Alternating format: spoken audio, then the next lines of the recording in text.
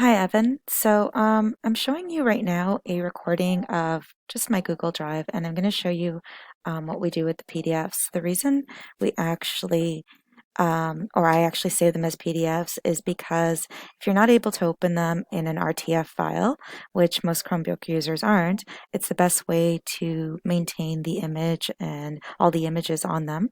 And it's pretty straightforward. So you just click on New. You're inside your Google Drive, and I'm assuming you've already saved your PDF somewhere on your Chromebook.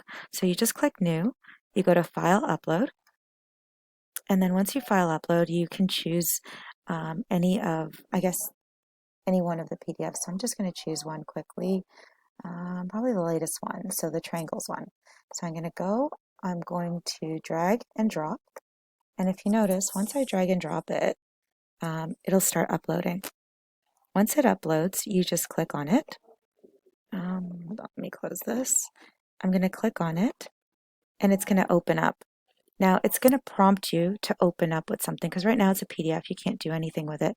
You're going to open it up with DocHub. Now, you may not have DocHub as your first documents here, so what you need to do is you click on Connect with More Apps. You just have to look for it.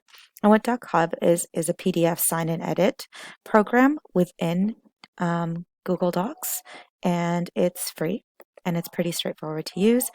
And once you're on here, if you notice, it opens it up, and you can just click text, add text, and you can start typing or doing whatever you need to, and you can also save it and submit it.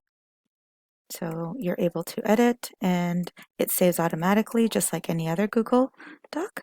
So hopefully this helps, and going forward, this is how we are, and basically this is how we're using. I don't expect you to print um, and take pictures of it unless you want to, but many students are doing it this way, and it seems to work for them.